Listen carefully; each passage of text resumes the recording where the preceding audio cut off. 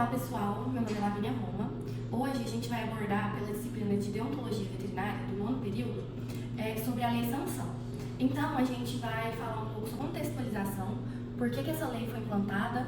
O Bruno vai fazer a introdução para vocês entenderem. A Nardelli e a Natália vai falar sobre a alteração das penas. A Yasmin vai falar sobre a proteção exclusiva. O Victor e o Marco vai falar sobre os efeitos processuais e a Jordana a conclusão. Então, para eu começar a contextualizar para vocês, por que se chama Lei Sanção, né? Lá em 2020, em Minas Gerais, tinha um pitbull chamado Sansão. E aí, ele acabou pulando o muro de uma residência e começou a brigar com os animais. Só que aí os tutores desses animais que estavam sendo agredidos, em vez de chamar o dono ou fazer alguma coisa do tipo, não. Eles quiseram fazer justiça pelas próprias mãos.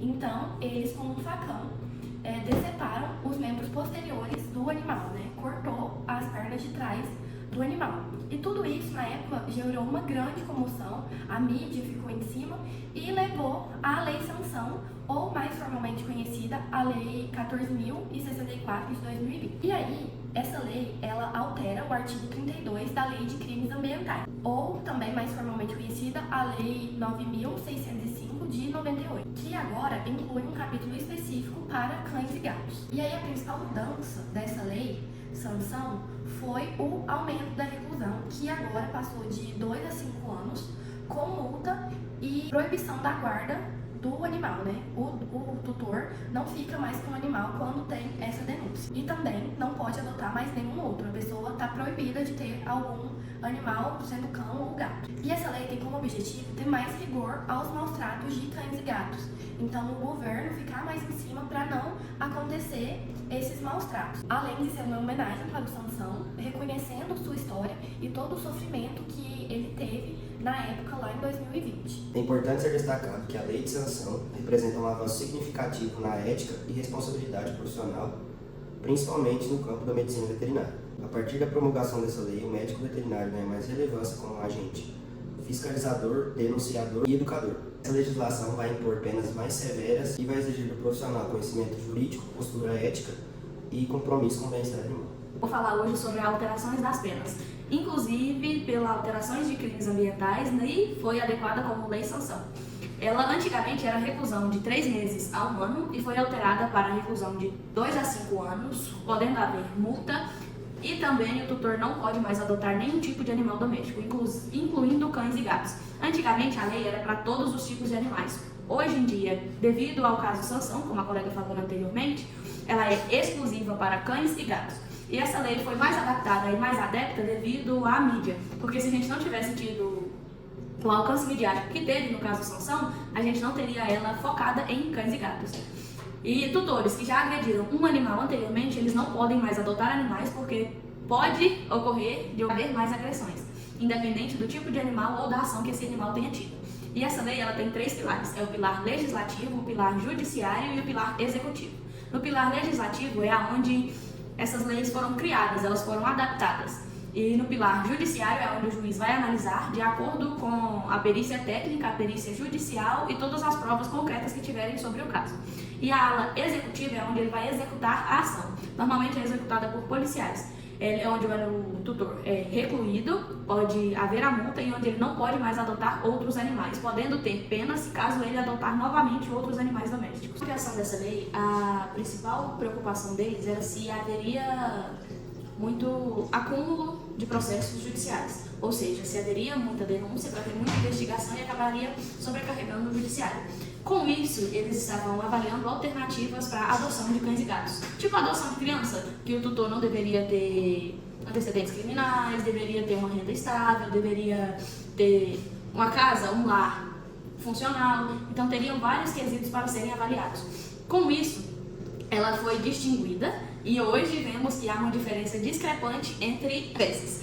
Ou seja, essa lei ela aplica mais para cães e gatos. Mais de grande porte ou animais de produção, eles não são tão protegidos quanto cães e gatos. Até porque o cão e o gato têm um afeto maior, têm uma familiaridade maior e principalmente um apoio social maior, onde a sociedade cobra mais e a mídia cai mais em cima. Tivemos relatos anteriores daquele animal que foi no bagageiro de um avião e acabou sendo morto. Então foi mais um dos casos em que se aplica a lei sanção. A lei sanção ela foi criada em comparativo com outras leis que protegem adolescentes, crianças, mulheres com corrupção de menores, maltrato a pessoas, lesão corporal.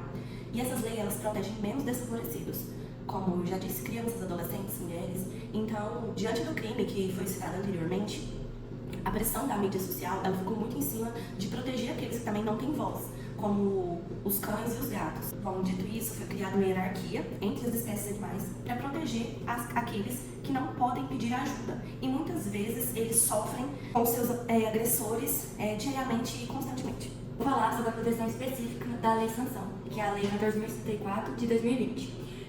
Nessa proteção específica, houve uma alteração no artigo 32 das leis ambientais, onde foi alterado para que protegesse especificamente cães e gatos de maus tratos. Com essa alteração do artigo, houve um aumento da pena, que agora pode ser de 2 a 5 anos de reclusão, multa e também a proibição da guarda. Ao contrário do caput 32, que protege animais silvestres, domésticos ou domesticados, nativos ou exóticos, o parágrafo 1º protege especificamente cães e gatos contra maus tratos.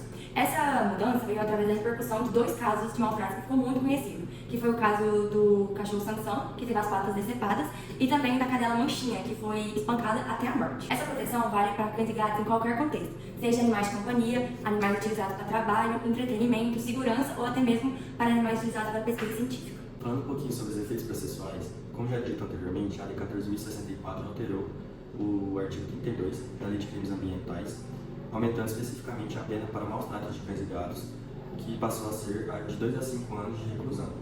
Com esse aumento, o crime deixa de ser considerado de menor potencial ofensivo porque ultrapassa o limite de 2 anos de pena máxima. Isso muda completamente a forma com que esse caso é conduzido no tribunal. Na prática, isso significa que não cabe mais transação penal, e em muitos casos também não cabe a suspensão condicional do caso, medidas que antes eram muito comuns. Além disso, a pena maior pode levar a uma prisão preventiva dependendo da gravidade do caso, o que também chama a atenção das autoridades, visto que o Ministério Público vai começar a denunciar com mais rigor e a Polícia Civil a investigar com mais profundidade. Portanto, a Lei 14.064 de 2020 trouxe uma resposta mais firme em relação aos maus tratos de cães e gatos, deixando claro que a sociedade não tolera mais esse tipo de crime. Bom, dando continuidade à fala anterior, mesmo com a alteração da pena para 2 a 5 anos, não é permitido a transação automática penal. No entanto, há espaço para a alternativa de não persecução penal, que está previsto no Código de Processo Penal. Esse acordo de não persecução penal ele só pode ser proposto para o investigado caso ele confesse esse crime. Também a pena mínima foi inferior a 4 anos. Se passar de 4 anos, no caso pode ir até 5, esse acordo não pode ser feito. Ou seja, mesmo com essa nova lei alterando a pena dela, o autor do crime, o agressor do animal, pode acabar que não tendo processo penal, por causa da ANPP, que é o acordo. Mas isso também não é em todos os casos que acontece isso. Depende também muito da gravidade da agressão, do arrependimento do autor demonstrar que teve, assim, assumiu o erro dele mesmo. Quando o acordo é aceito, o investigado ele pode cumprir outras penas, sem ser a reclusão da sociedade. Ele pode fazer trabalhos sociais, pode fazer também cursos de conscientização ao maus tratos dos animais, pode também fazer fiscalização ambiental. No entanto, casos de crueldade excessiva ou de reincidência nesses casos, a justiça não aceita fazer esse acordo. Então, por isso que a gente fala que é avaliado caso a caso. Por isso, a gente pode concluir que mesmo com o endurecimento da pena, tendo uma pena mais rigorosa, a gente pode observar que ainda existe formas de não penalizar o investigado. Mas essa despenalização, ela acaba sendo muito criteriosa, isso mostrando que a lei busca equilíbrio entre punição e moral. E concluindo o trabalho sobre a lei de sanção, a gente pode observar o quanto que essa lei foi importante para a proteção dos animais, especialmente ali os cães e os gatos, porque ela aumenta ali a pena para quem pratica os maus tratos contra esses animais. Ela tira da categoria de que é um crime de baixo potencial. E ela reforça também essa ideia de que os animais são animais que merecem cuidado, merecem um respeito, são animais sencientes, né? E eles são merecedores de todo cuidado e todo respeito. E além de tudo, ela vai punir de uma forma mais rigorosa as pessoas ali que cometerem esse ato de maus tratos contra os animais. Essa lei também tem um papel educativo com a sociedade, porque a sociedade começa a perceber e começa a observar de que não tem que se aceitar que os animais sejam maltratados, que seja feita crueldade contra esses animais. E eles têm a consciência de que se realizar a crueldade, se realizar o maltrato, vai ter a pena, e a pena é uma pena alta.